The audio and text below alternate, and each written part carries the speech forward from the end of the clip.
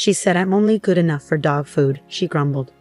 Wow, I never thought I'd feel so embarrassed. Even though we just got married, I've been trying to do things her way. But it seems like it's not enough. Maybe she's from another planet or something. That would explain a lot. I don't understand her language anymore, but I don't really want to talk to her anyway. My name's Allison. I'm 32 and work in an office. I think I got into games because of my older brother who loves them. I've loved games since I was little, especially ones where I pretend to be someone else in a made-up world. I've made a lot of friends online, including my husband Carmen. We both love the same game and have our favorite characters and spells. Whenever a new game comes out, we go buy it together. After hanging out like this for a while, we started to like each other and decided to get married. Carmen's parents are Stanley, who's often away on work trips, and Bianca, who takes care of things at home. Stanley's hardly ever home because of his job. Carmen's grandma, who has Alzheimer's, lives with them too. She's been having a hard time remembering things, especially since Grandpa started traveling. It was a big surprise for everyone. Bianca takes care of Grandma because Carmen used to live alone. So it's just Bianca and Grandma at Carmen's parents' house. I worried about having to take care of someone who wasn't even my parent someday. But Carmen's parents are still healthy, so that day seems far away. I felt pretty relaxed until I got that one phone call. One day, I had some free time, so I finished up my chores and started playing my favorite game. Then, I heard a strange sound in my room. What's that noise? Oh, it's my phone ringing. I don't usually get calls, so I forgot what my ringtone sounded like. When I saw it was Bianca calling, I felt a bit nervous. It was the first time she had ever called me, and I wondered if something was wrong. So I answered quickly, saying, "Hello. You took your time. It's common courtesy for a responsible adult to answer promptly when someone calls." Her sudden sarcasm made me want to hang up, but I stayed on the line. "Sorry, I'll try to be quicker next time. What can I help you with?" As if you have time off on your days off, right? Playing with those silly games? You should be doing your duties as Carmen's wife. After Bianca abruptly hung up, she told me to visit Carmen's parents' house on my next day off. I felt bewildered for a while. Why did I have to deal with sarcasm from a rare phone call? I thought about ignoring it, but she's Carmen's mother, so I figured I should just hear her out. That's how I decided to approach it. Later that night, I told Carmen about the call. "I'm really sorry. It might be a hassle, so you don't have to come with me." It was reassuring to hear him say that, even though it was frustrating. Sometimes I just need a place to unwind after work. "Hello." "Oh, Allison, is something on your mind?" Susan from the pottery school greeted me warmly. I went there feeling lighthearted, but now I'm fully engaged in conversation. Susan is around the same age as my grandma, but still vibrant and ready to listen to my problems. She's like a mother figure to everyone. Pottery is fun, but I mostly come here to chat with Susan. "Listen to this, Susan," I began, venting to my friend. I got a rare call from Bianca, and it was just one sarcastic comment after another. "You must have plenty of free time," she said, "or do your duty as a wife." I never expected to hear such outdated remarks. Susan always listens to my complaints without judgment. Just ignore Bianca's nonsense. There are still plenty of old-fashioned people out there. People who talk like that often have double standards. My son's wife deals with the same thing. While I may not have lucked out with Bianca, I'm surrounded by kind people like Susan. It naturally encourages me to keep pushing forward. On my next day off, I followed Bianca's instructions and went over to my in-laws' house. When I parked and approached the door, Bianca was already waiting there. "Oh great," I muttered nervously, trying to keep calm. "Good morning. You're supposed to be here 30 minutes earlier. Don't keep your superiors waiting," she scolded. I had just arrived, and already I wanted to turn around and leave. I can understand being punctual for work, but why should I be scolded for her convenience? Besides, arriving 30 minutes early can be inconvenient for the other person, which I didn't want to do. "Well, it's only 10 minutes early," I tried to explain, but she cut me off. "Don't talk back. Am I running a military camp?" I sighed, feeling defeated. I will never trust this person again, no matter what. And I won't ever agree to take care of her when she's old, even if she offers me a lot of money. No way. "Fine then, you're late for our appointment. Anyway, I'm leaving now," Bianca said, ready to walk away. But wait, I stopped her. You call me here without any explanation, and I have no idea what's going on. Well, I'm going out until tonight, so you'll have to come here on your days off from now on, do the housework, and take care of the person in the back room, Bianca said before driving off. I've never met someone so difficult to communicate with. She seemed nice when I met her with Stanley and Carmen, but that wasn't the case at all. I thought about just going home without doing anything to avoid getting yelled at again. But more than that, I hadn't met my grandmother-in-law yet. Bianca had mentioned her, but since she didn't understand, she decided I didn't need to come to the family wedding. By the way, we only had a simple meal and didn't have a wedding ceremony. Carmen and I were supposed to visit her together later, but our days off never lined up, and embarrassingly, we never made it. As I opened the entrance door, a shocking sight greeted me. It was a mess.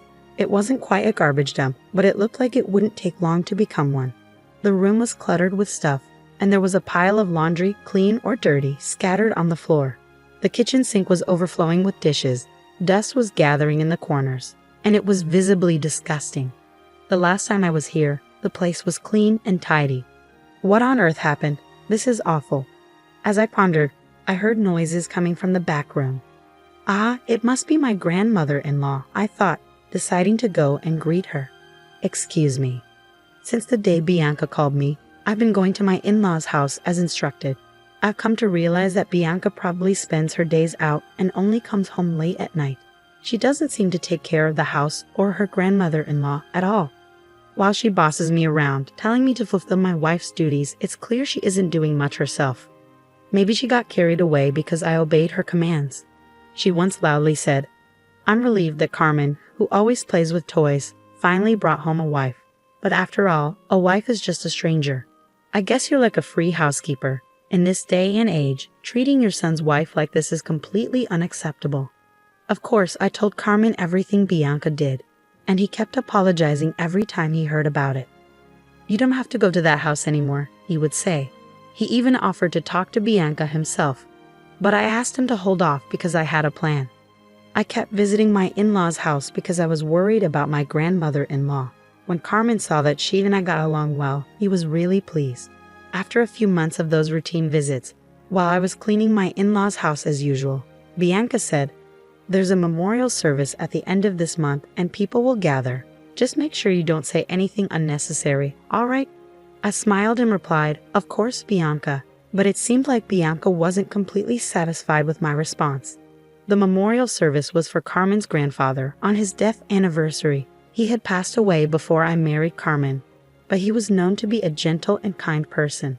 He and my grandmother-in-law got along very well and used to travel together. Carmen told me they always held hands when they were out. Grandfather-in-law had died of cancer, and my grandmother-in-law had taken care of him devotedly, with no help from my parents-in-law. It's just unbelievable. There's a lot of preparation to do, so make sure you come early, all right? And I think you know what to do, Bianca added. Bianca said that, and I cheerfully responded, Yes, I'll act 30 minutes early. But she scolded me, Your voice is too loud, be quiet. I thought about throwing the TV remote at her but managed to hold back. You can't talk like that now, but just wait, get ready, she warned. I looked forward to the day of the memorial service, eagerly anticipating it. I was told to come 30 minutes early, but I arrived an hour early. Apparently, that was too much for Bianca, who came out of the entrance angry, saying, You're too early. There's such a thing as too much. Honestly, when I saw her face, she looked like a monster to me.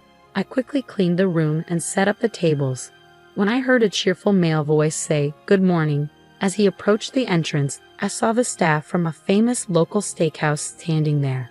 I had been there once with Carmen, and the meat was tender and delicious. But it's not something I can afford to do often.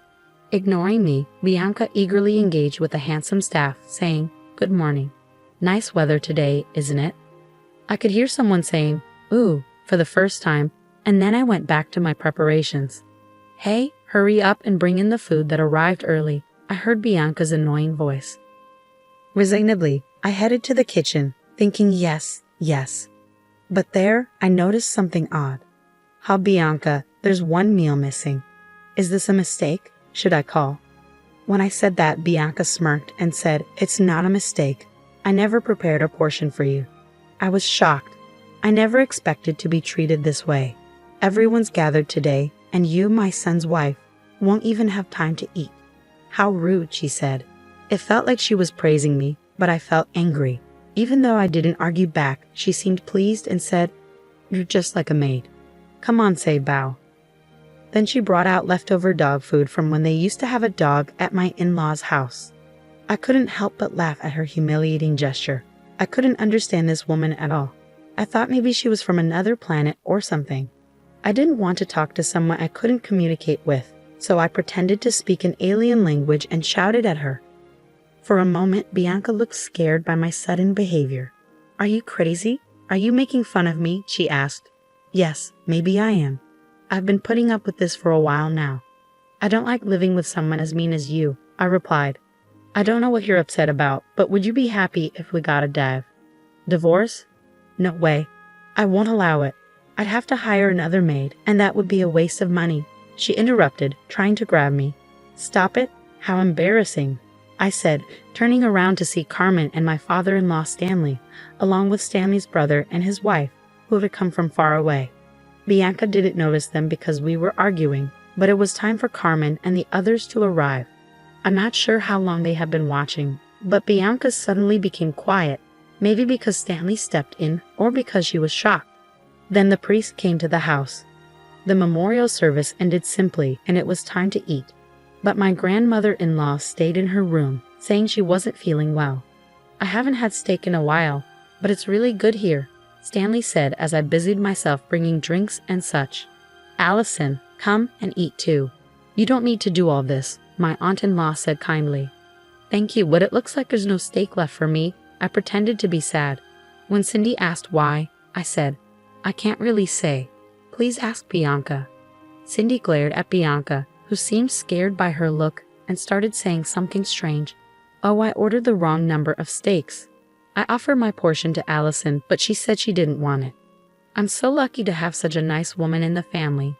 Bianca was sweating a lot, and her eyes were darting around. Cindy looked at me worriedly. Yes, that's right, behind Cindy. I could see Bianca's face completely at ease.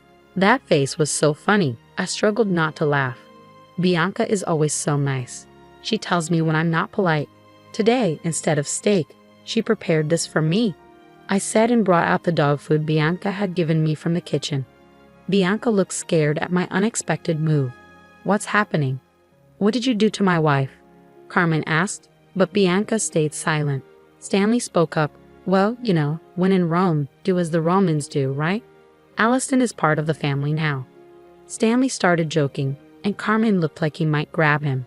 Wanting to avoid any trouble, I decided to call my secret weapon Susan. Everyone was surprised by my loud call. Then from the back room, a cheerful voice answered, "Yes." Out came Susan, the grandmother-in-law. It turns out she's the Susan from pottery school. The day Bianca first invited me over, we were both shocked to see each other, never imagining that Susan would be the grandmother-in-law. We finished the chores at my in-laws' house together, laughing. The in-laws' house is a two-family house, and Susan's part was very neat. It was clear she wasn't sick, but Bianca never suspected. Since Bianca came home late at night, Susan and I went out to eat and for walks. I cherished the time I spent with Susan, which is why I was happy to visit my in-laws' home. Susan had asked me not to tell the family about our relationship. I was upset by Bianca's unfair words, but I knew it wouldn't last forever, so I endured it. Susan chose not to attend the memorial service because she didn't want to see the family's faces. She always prayed for my grandfather-in-law's happiness after his passing. "Huh? Mom, don't you have Alzheimer's?" Stanley asked, confused. "That's just something this woman misunderstood," Bianca said, shrinking away under everyone's glares. "What bothered me most was being excluded from the grandchildren's celebrations," Susan said, smiling at me. Bianca, not finding this funny, suddenly apologized. "I'm sorry, Allison. You've always been distant to me. I was frustrated, and that's why I played that prank today. I truly regret it, but if you had been kinder from the start, maybe I wouldn't have." I never wanted to go along with this act. "Bianca, all the kind words you've said to me before, I thought they meant something. That's why I recorded them," I said, pulling out a hidden voice recorder. As we played it back, Bianca's face turned pale, and the others grew serious. Susan and I had planned to reveal everything on this day, regardless of the steak incident. After listening, Cindy started laughing. You talk about social manners, but you've never worked a day in your life. It seemed Bianca had never worked and had lived a life of leisure after the children grew up. Bianca started going out more, leading to constant arguments with Stanley. Stanley himself was apparently a habitual cheater who came home late every night. He would show up at school events for appearances, but otherwise had a fake relationship, according to what Carmen had told me. Carmen couldn't stand it either and left home as soon as he finished high school. That's why pack your bags and leave right now. This is the home my late husband and I cherished. I'll never let you come back. And you too, Stanley, Susan said, glaring at him. You've got another woman out there, don't you? Do whatever you want, worthless son. I'm cutting ties with you. Stanley left hastily, maybe feeling too exposed. And Carmen, I know you're busy with work, but visit once in a while. I understand if you don't want to, with such foolish parents, Susan told Carmen, looking a little sad. Then we left the house. As Carmen and I walked away, Bianca, looking furious, chased after me. Wait, clear up this misunderstanding. If I get kicked out, I'll be in trouble. I thought if that were the case, she shouldn't have mistreated me in the first place, but her words came too late. I don't get it. Why don't you work? You seem to know how to be a decent member of society, I said sarcastically as I got into the car. She was yelling something outside, but I ignored her. Let her regret her choices however she likes. After getting kicked out of my in-laws' house, Bianca showed up at Stanley's place where he was working alone. But as Susan predicted, Stanley was already living with his mistress, and Bianca was quickly left out. It turned out Bianca had been cheating too, with a married man. She got sued by his wife for damages. Since both our former in-laws had cheated, the damages kind of balanced out, but Bianca still had to pay. Stanley might have to pay less if his mistress's wife also sues him, but they're strangers to me now, and I don't care. They were a match in a weird way, despite their fake relationship. Carmen has no attachment to them and never wants to see them again. I feel the same. We decided to live in the in-laws' house with Susan. We got rid of all the furniture Bianca had picked out and changed the inside a lot, so it feels like a new home. Susan is surprisingly lively for her age, but I'm happy to take care of her if she needs it. Plus, next year, our family will be growing. I'm excited to have a happy life with my loved ones from now on.